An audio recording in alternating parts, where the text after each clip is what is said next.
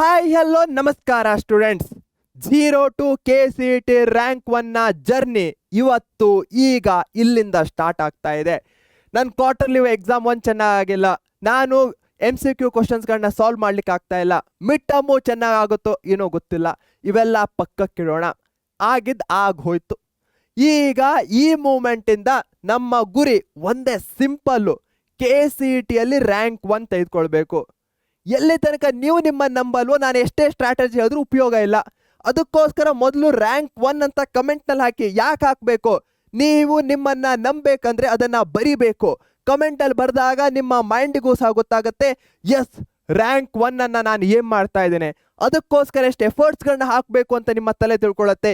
ಇಲ್ಲ ಅಂದರೆ 20,000 ಬಂದರೂ ನಡೆಯುತ್ತೆ, 50,000 ಬಂದರೂ ನಡೆಯುತ್ತೆ ಅಂತ ಹೋಗ್ತೀರಾ, ಅದಾದಮೇಲೆ ಹೊಡೆತಾ ಬೀಳತ್ತೆ. ನಾವು 6th ಫ್ಲೋರನ್ನು ಏನು ಮಾಡೋಣ, 6th ಫ್ಲೋರಾ ಬೇಡ 8th ಫ್ಲೋರನ್ನು ಏನು ಮಾಡೋಣ, ಅಟ್ಲೀಸ್ಟ್ 6th ಫ್ಲೋರಿಗಾದರೂ ಹೋಗ್ತೇವೆ ಅನ್ನೋ ಭರವಸೆ ನನಗಿದೆ. ಆ್ಯಂಡ್ ಖುಷಿಯಾಗಿ ಚಿಲ್ಲಾಗಿ ಈ KCET ರ್ಯಾಂಕ್ 1 ಜರ್ನಿಯನ್ನು ಮಾಡೋಣ. ಎಕ್ಸ್ಟರ್ನಲ್ ನಾಯ್ಸ್ ಸಿಕ್ಕಾಪಟ್ಟೆ ಇರತ್ತೆ, ಅಷ್ಟು ಓದಬೇಕು ಇಷ್ಟು ಓದಬೇಕು, ಅವರಿಷ್ಟು ಮಾಡಿದ್ರು ಇವರಿಷ್ಟು ಮಾಡಿದ್ರು, ಪಕ್ಕಕ್ಕಿಡೋಣ. ನಮಗೆ ನಮ್ಮ ಮೇಲೆ ನಂಬಿಕೆ ಇದೆ. ನಾನು ನನ್ನ ಪ್ರಿಪರೇಷನನ್ನು ನನ್ನ ಜೊತೆ ಮಾಡ್ತಾ ಇದ್ದೇನೆ, ಎಸ್ಟರ್ಡೇಗಿಂತ ಇವತ್ತು ಬೆಟರ್ ಆಗಿದ್ದೇನೆ, ಸಾಕು. ಹಾಗಾದರೆ ನಿಮ್ಮ ಜರ್ನಿಯಲ್ಲಿ ಯಾವ್ಯಾವ ಸ್ಟೆಪ್ಸ್ಗಳನ್ನ ಮಾಡಬೇಕು? ಫಸ್ಟು ಬಿಲ್ಡ್ ಯುವರ್ ಬೇಸಿಕ್ ಇಲ್ಲದೆ KCET ಆಗಲ್ಲ. ಇದು 200% ಸತ್ಯ. ಹಾಗೆ KCET ರ್ಯಾಂಕ್ ಬರಬೇಕಂದ್ರೆ ಬೋರ್ಡಲ್ಲೂ ಈಕ್ವಲ್ ಆಗಿ ಪರ್ಫಾರ್ಮ್ ಮಾಡಬೇಕು, KCET ಎಕ್ಸಾಮಲ್ಲೂ ಚೆನ್ನಾಗಿ ಪರ್ಫಾರ್ಮ್ ಮಾಡಬೇಕು. ಒಂದರಲ್ಲಿ ಕರೆಕ್ಟಾಗಿ ಮಾಡಿ ಮತ್ತೊಂದರಲ್ಲಿ ಮಾಡಿಲ್ಲ ಅಂದರೂ ಹೊಡೆತಾ ಬೀಳತ್ತೆ. ಹೀಗಾಗಿ 2 ಇಂಪಾರ್ಟೆಂಟ್ ಆಗಿರುವಂತಹದ್ದು. ಅದಕ್ಕೋಸ್ಕರ ನಿಮ್ಮ NCERT ಅಥವಾ PUC ಟೆಕ್ಸ್ಟ್ ಬುಕ್ ಏನು NCERT ಟೆಕ್ಸ್ಟ್ ಬುಕ್, ಅದನ್ನು ಕಾನ್ಸೆಪ್ಟ್ಸ್ಗಳನ್ನ ತಿಳ್ಕೊಳ್ಬೇಕಾಗತ್ತೆ. ನಮ್ಮ 1 ಶಾರ್ಟ್ ವೀಡಿಯೋಸ್ಗಳಿವೆ, ಅವುಗಳನ್ನ ರೆಫರ್ ಮಾಡಿ ಕಾನ್ಸೆಪ್ಟ್ಸ್ಗಳನ್ನ ಕ್ಲಿಯರ್ ಮಾಡ್ಕೊಳ್ಳಿ. ಎಲ್ಲಿ ತನಕ ಈ ಕಾನ್ಸೆಪ್ಟ್ಸ್ ಕ್ಲಿಯರ್ ಆಗಲ್ವೋ ಏನೂ ಆಗಲ್ಲ. ಕಾನ್ಸೆಪ್ಟ್ಸ್ ಅರ್ಧಂಬರ್ಧ ಇದ್ರೂ ಸಹ ನೀವು ಬೋರ್ಡ್ ಎಕ್ಸಾಮ್ನಲ್ಲಿ ಮಾರ್ಕ್ಸನ್ನು ಸ್ಕೋರ್ ಮಾಡ್ಬೋದು. ಬಟ್ KCETಯಲ್ಲಿ ನಿಮಗೆ ಕಾನ್ಸೆಪ್ಟ್ಸ್ಗಳು ಕ್ಲಿಯರ್ ಇಲ್ಲ ಅಂದರೆ ಮಾರ್ಕ್ಸ್ ಸ್ಕೋರ್ ಮಾಡ್ಲಿಕ್ಕೆ ಆಗಲ್ಲ. ಇದು 200% guarantee and I am telling that. Second, ನೋಟ್ಸ್ಗಳನ್ನ ಮಾಡ್ಕೊಳ್ಳಿ. ಕ್ಲಾಸಿಗೆ ಹೋಗ್ತಾ ಇದ್ದೀರೋ ಅಥವಾ ನಮ್ಮ ವಿಜೇತ ಆರಂಭ ಯಾವುದೇ ಬ್ಯಾಚಲ್ಲಿರ್ಬೋದು, ಕ್ಲಾಸ್ ನೋಟ್ಸ್ಗಳನ್ನ ಮಾಡ್ಕೊಳ್ಳಿ. ಯಾಕಂದರೆ ಈ ನೋಟ್ಸ್ಗಳು, ಶಾರ್ಟ್ ಟ್ರಿಕ್ಸ್ಗಳು, ಚೀಟ್ ಶೀಟ್ಸ್ಗಳು ನಿಮ್ಮ ಎಕ್ಸಾಮಿಗೆ ಸಿಕ್ಕಾಪಟ್ಟೆ ಹೆಲ್ಪ್ಫುಲ್ ಆಗತ್ತೆ. ಬೇಸಿಕ್ MCQs ಸ್ಟಾರ್ಟಿಂಗಲ್ಲೇ ನಾನು ಅಡ್ವಾನ್ಸ್ಡ್ JEE ಲೆವೆಲ್ ಮಾಡ್ತೇನೆ ಅಂದರೆ ಆಗಲ್ಲ. Start with basics. ಕಾನ್ಸೆಪ್ಟ್ಸ್ ತಿಳ್ಕೊಂಡ್ರೆ ಅದಕ್ಕೆ ಬೇಸಿಕ್ ಆಗಿರುವಂತಹ MCQsಗಳಿರುತ್ತೆ. ನಮ್ಮ ಬೋರ್ಡೇ ನಿಮಗೋಸ್ಕರ ಕಾಂಪಿಟೇಟಿವ್ ಎಕ್ಸಾಮ್ಗೋಸ್ಕರ ಪ್ರತಿ ಚಾಪ್ಟರ್ಗೂ ಇಷ್ಟು ಕ್ವಶನ್ಸ್ಗಳನ್ನ MCQsಗಳನ್ನ ರಿಲೀಸ್ ಮಾಡಿದೆ. ಅವುಗಳನ್ನ ರೆಫರ್ ಮಾಡಿ ಅದನ್ನು ನೀವು ಯಾವುದೇ ಕಂಡೀಷನ್ದಲ್ಲೂ ಮುಗಿಸ್ಬೇಕು. ಪ್ರತಿಯೊಂದು ಚಾಪ್ಟರ್ಗೂ ಒಂದೊಂದು ಚಾಪ್ಟರ್ದಲ್ಲಿ 100 ಕೊಟ್ಟಿದ್ದಾರೆ, ಮತ್ತೊಂದು ಚಾಪ್ಟರ್ದಲ್ಲಿ 50+ ಕೊಟ್ಟಿದ್ದಾರೆ. ಹೀಗಾಗಿ ನೀವು ಕಾಂಪಿಟೇಟಿವ್ ಎಕ್ಸಾಮ್ಸ್ಗಳಿಗೋಸ್ಕರ ನಮ್ಮ ಕರ್ನಾಟಕ ಬೋರ್ಡ್ ಕೊಟ್ಟಿರುವಂತಹ ಏನು MCQsಗಳನ್ನ ಮಾಡಲೇಬೇಕು. ಫಾರ್ಮುಲಾ ನೋಟ್ಬುಕ್, ಈ ಕ್ಲಾಸ್ ನೋಟ್ಸು ಮತ್ತು formula notebook go hand in hand. Formula notebook ಇನ್ನೂ ಶಾರ್ಟರ್ ವರ್ಷನ್ ಆಗುತ್ತೆ. ಡೈಲಿ ರಿವಿಷನ್ ಮಾಡಬೇಕಂದ್ರೆ ನೋಟ್ಸು ಫಾರ್ಮುಲಾ ನೋಟ್ಬುಕ್ ಇರಬೇಕು, ಅದಿಲ್ಲ ಅಂದರೆ ಆಗಲ್ಲ. ಆದಷ್ಟು ಡೈಲಿ ಕಾನ್ಸೆಪ್ಟ್ಸ್ಗಳನ್ನ ರಿಪೀಟ್ ಮಾಡ್ತಾ ಹೋಗಿ, ಯಾಕಂದರೆ ಅದು ಮೈಂಡಲ್ಲಿ ಉಳಿಯುತ್ತೆ. ಫಿಸಿಕ್ಸು, ಕೆಮಿಸ್ಟ್ರಿ, ಮ್ಯಾಥ್ಸು ಒಂದೊಂದ್ಸಲ ಬಹಳಷ್ಟು ಕಡೆ ಸಿಮಿಲರ್ ಅನಿಸ್ಬೋದು, ಅಯ್ಯೋ ಏನೂ ನೆನಪಲ್ಲಿ ಉಳಿತಾ ಇಲ್ಲ. ಅದಕ್ಕೋಸ್ಕರ ಏನು ಮಾಡಬೇಕು, ನೀವು ಪದೇ ಅದೇ ಎಫರ್ಟ್ಸ್ಗಳನ್ನ ಹಾಕ್ತಾ ಹೋಗಬೇಕು. ಆ ಕಾನ್ಸೆಪ್ಟ್ಸ್ಗಳನ್ನ ಮತ್ತೊಂದು ಸಲ ತಿಳ್ಕೊಳ್ಳೋದು ಹೆಚ್ಚಿನ ಎಫರ್ಟ್ ಆಗುತ್ತೆ. ಅದಕ್ಕೋಸ್ಕರ ಫಾರ್ಮುಲಾ ನೋಟ್ಬುಕ್ಕು, ಕ್ಲಾಸ್ ನೋಟ್ಸು ಇವುಗಳನ್ನ ರೆಫರ್ ಮಾಡಬೇಕು. ಇಲ್ಲೇ ತನಕ ಕ್ಲಿಯರ್ ಇದ್ದರೆ ವಿಡಿಯೋವನ್ನು ಲೈಕ್ ಮಾಡಿ, ಇದರಿಂದ ನನಗೂ ಸಹ ಗೊತ್ತಾಗತ್ತೆ ಯು ಆರ್ ವಿತ್ ಮೀ ಅಂತ. ಓಕೆನಾ? ವಿಡಿಯೋನ ಲೈಕ್ ಮಾಡ್ತಾ ಇದ್ದೀರಾ ತಾನೇ? ಎಸ್. 3 level questions. ಎವ್ರಿ ಚಾಪ್ಟರ್ಗೆ ಲೆವೆಲ್ 1ನಲ್ಲಿ ಬೇಸಿಕ್ ಕಾನ್ಸೆಪ್ಟ್ಸ್ ಕ್ವಶನ್ಸ್ಗಳನ್ನ ಮಾಡಿ. ಬೋರ್ಡಿನ ಕಾನ್ಸೆಪ್ಟ್ಸ್ಗಳು ಕ್ಲಿಯರ್ ಆದರೆ ಬೋರ್ಡ್ ಲೆವೆಲ್ನ ಕ್ವಶನ್ಸ್ಗಳಿದ್ರೆ ಅವುಗಳನ್ನ ಮಾಡಿ ಮುಗಿಸಿ. ಇದು ನಿಮ್ಮ ಬೇಸಿಕ್ ಆಗಿರುವಂತಹದ್ದು. Next KCET level MCQs simple. ಬೋರ್ಡೇ ನಿಮಗೋಸ್ಕರ MCQsಗಳನ್ನ ಕೊಟ್ಟಿದೆ ಕಾಂಪಿಟೇಟಿವ್ ಎಕ್ಸಾಮ್ಸ್ಗೆ, ಅದನ್ನು ಮಾಡಿ. Timed plus mixed questions very important. ಇಲ್ಲಿ ಎರಡೂ ಕಡೆ ಟೈಮ್ ಅನ್ನೋ ಫ್ಯಾಕ್ಟರ್ ಇಲ್ಲ. ಬಟ್ KCET ಎಕ್ಸಾಮ್ ಅಂದರೆ ಕೇವಲ ಕರೆಕ್ಟ್ ಆನ್ಸರ್ ಅಷ್ಟೇ ಅಲ್ಲ, ಎಷ್ಟು ಬೇಗನೆ ಕರೆಕ್ಟ್ ಆನ್ಸರ್ಸ್ಗಳನ್ನ ಕೊಡ್ತೀರಾ ಅದು ಎಕ್ಸ್ಟ್ರೀಮ್ಲಿ ಇಂಪಾರ್ಟೆಂಟ್ ಆಗುತ್ತೆ. ಯಾಕಂದರೆ ಕಡಿಮೆ ಟೈಮಲ್ಲಿ ಆನ್ಸರ್ಸ್ ಮಾಡಬೇಕಾಗಿರತ್ತೆ.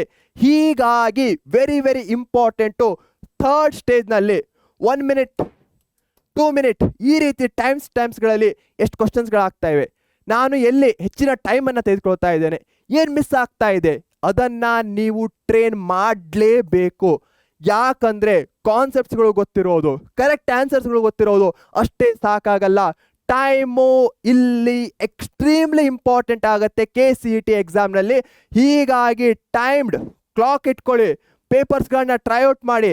60 ನಿಮಿಷ ಎಷ್ಟು ನಿಮಿಷ ಇರುತ್ತೋ, ಅಥವಾ ಇನ್ನು ಕಡಿಮೆ ಕ್ವಶನ್ಸ್ಗಳನ್ನ ಮಾಡ್ತೇನೆ ನಾನು ಕಡಿಮೆ ಟೈಮಲ್ಲಿ ಅಂತ, ಆ ರೀತಿ ಒಂದು ಸ್ಟಾಪ್ ವಾಚು ಟೈಮ್ಡ್ ಮ್ಯಾನರ್ನಲ್ಲಿ ನೀವು ನಿಮ್ಮನ್ನು ರಿವ್ಯೂ ಮಾಡ್ಕೊಳ್ಬೇಕಾಗತ್ತೆ, ಟೆಸ್ಟ್ ಮಾಡ್ಕೊಳ್ಬೇಕಾಗತ್ತೆ.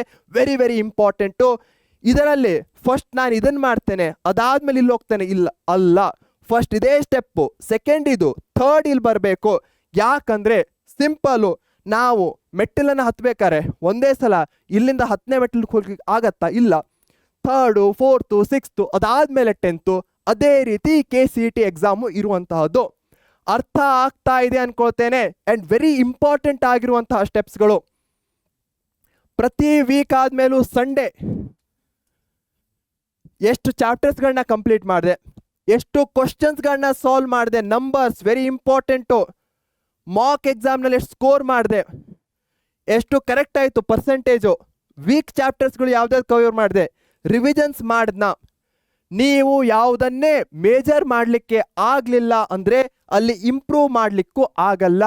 ಹೀಗಾಗಿ ಈ ಪ್ರಶ್ನೆಗಳನ್ನ ಪ್ರತಿ ಸಂಡೇ ಚೆಕ್ಲಿಸ್ಟ್ ಟೈಪು ಮಾಡ್ತಾ ಹೋಗಿ. ಇಷ್ಟು ಚಾಪ್ಟರ್ಸ್ ಮಾಡಿದೆ, ಇಷ್ಟು ರಿಮೈನಿಂಗ್ಸ್ ಇದೆ, ಅದಾದಮೇಲೆ ಟಿಕ್ ಮಾರ್ಕು. ಯಾವಾಗ ನೀವು ಟಿಕ್ ಮಾರ್ಕನ್ನು ಹಾಕ್ತಿರೋ ಆವಾಗ ಸಿಗುವಂತಹ ಖುಷಿ ಎಲ್ಲೂ ಸಿಗಲ್ಲ. ಯಾಕಂದರೆ ಅದೊಂಥರ ಅಚೀವ್ಮೆಂಟ್ ಥರ.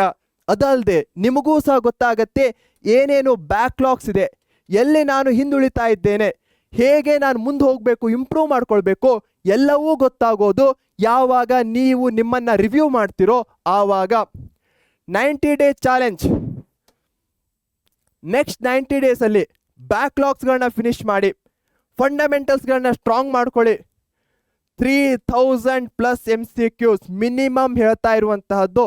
3000 90 ಡೇಸಲ್ಲಿ ಮಾಡಬೇಕಂದ್ರೆ ಎಷ್ಟು? 300 ಡಿವೈಡೆಡ್ ಬೈ 9, ಆಲ್ಮೋಸ್ಟ್ 33. ಕರೆಕ್ಟ್ ತಾನೆ? ಎಸ್, ಆಲ್ಮೋಸ್ಟ್ 33 ಕ್ವಶನ್ಸ್ಗಳನ್ನ ಮಿನಿಮಮ್ ನೀವು ಪ್ರತಿ ದಿನಾನು ಮಾಡಬೇಕಾಗತ್ತೆ. ಪ್ರಾಕ್ಟೀಸ್ ಇಲ್ಲದೆ KCET ಎಕ್ಸಾಮಲ್ಲಿ ಸ್ಕೋರ್ ಮಾಡ್ಲಿಕ್ಕೆ ಆಗಲ್ಲ. ಹೀಗಾಗಿ ಪ್ರಾಕ್ಟೀಸ್ ಮಾಡಲೇಬೇಕು. PYQs ವೆರಿ ಇಂಪಾರ್ಟೆಂಟ್ ಆಗುತ್ತೆ. ರೆಗ್ಯುಲರ್ ಟೆಸ್ಟ್ಗಳನ್ನ ತೆಗೆದುಕೊಳ್ಳಿ, ಮಿಸ್ಟೇಕ್ ನೋಟ್ಬುಕ್ಕನ್ನು ಮಾಡಿ. ಇದು ಸಹ ಫಾರ್ಮುಲಾ ಬುಕ್ಕು, ಅದ್ರ ಜೊತೆಗೆ ಮಿಸ್ಟೇಕ್ ನೋಟ್ಬುಕ್ಕು. ಎಲ್ಲೆಲ್ಲಿ ನಾನು ಎಳುತ್ತಾ ಇದ್ದೇನೆ, ಯಾವ ಬೇಸಿಕ್ ಮಿಸ್ಟೇಕ್ಸ್ಗಳನ್ನ ಮಾಡ್ತಾ ಇದ್ದೇನೆ, ಒಂದು ನೋಟ್ಬುಕ್ನಲ್ಲಿ ಬರಿತಾ ಹೋಗಿ. ಇದರಿಂದ ನೆಕ್ಸ್ಟ್ ಟೈಮ್ ಮಿಸ್ಟೇಕ್ ಮಾಡಬೇಕಾದ್ರೆ ನಿಮ್ಮ ಮೈಂಡಲ್ಲಿ ಗೊತ್ತಾಗುತ್ತೆ, ಓ ಆ ಮಿಸ್ಟೇಕನ್ನು ಹಿಂದೆ ಮಾಡಿದ್ದೆ, ಅದನ್ನು ಈಗ ರಿಪೀಟ್ ಮಾಡಬಾರ್ದು ಅಂತ. ಬಟ್ ನೀವು ಮಿಸ್ಟೇಕ್ ನೋಟ್ಬುಕ್ಕನ್ನು ಮಾಡ್ಕೊಳ್ಳಿಲ್ಲ ಅಂದರೆ ನೀವು ನಿಮಗೆ ನಾನೇ ಪರ್ಫೆಕ್ಟು ಅಂತ ಹೋಗ್ತೀರಾ. ಬಟ್ ಯಾರೂ ಸಹ ಪರ್ಫೆಕ್ಟ್ ಇರಲ್ಲ. ನಾವು ಪರ್ಫೆಕ್ಟ್ ಆಗೋ ತನಕ ಮಿಸ್ಟೇಕ್ಸ್ಗಳನ್ನ ಮಾಡ್ತಾ ಹೋಗೋದು ಅಲ್ಲ.